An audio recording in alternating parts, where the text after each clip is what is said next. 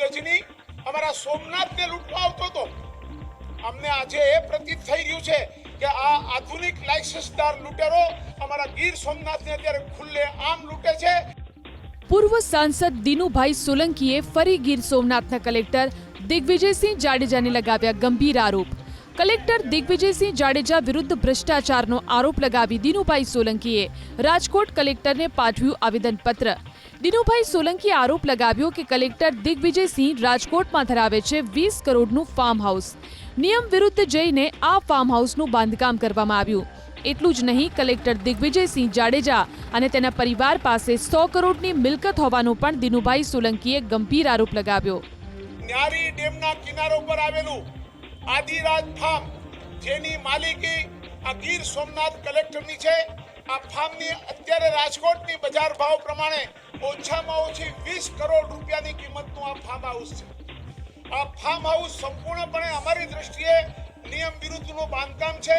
અને જ્યારે આજ અધિકારી અહીંયા રાજકોટમાં જ્યારે રૂડામાં હતા ત્યારે હું આપને પ્રશ્ન પૂછું છું આ માધ્યમ દ્વારા કે જે માણસ પોતે જે સંસ્થામાં નોકરી કરતા હોય એ પોતાની મંજૂરી આપી શકે? મારી પાસે માહિતી છે કે રૂડામાં હતા ત્યારે જ એમના ફાર્મ હાઉસની નિર્માણ કરવાની મંજૂરીઓ લીધી છે એણે. એટલું જ નહીં, દિનુભાઈ સોલંકીએ કલેક્ટર વિરુદ્ધ વિજિલન્સ, એસીબી અને સીબીઆઈ જેવી ઉચ્ચ તપાસ એજન્સીમાં ફરિયાદ કરવાની સાથે સરકારમાં પણ ધ્યાન દોરવાની વાત કરી. કલેક્ટર દિગ્વિજયસિંહ જ્યારથી નોકરી પર આવ્યા ત્યારથી અત્યાર સુધીની તપાસ કરવાની. જ્યાં જ્યાં તેમણે નોકરી કરી ત્યાં ત્યાં ભ્રષ્ટાચાર કર્યાનો, ગરીબોના ઘર તોડવાનો આરોપ લગાવ્યો. એટલું જ નહીં, દિગ્વિજયસિંહ કોંગ્રેસ તરફી કામ કરતા હોવાનો પણ દિનુભાઈ સોલંકીએ આરોપ લગાવ્યો.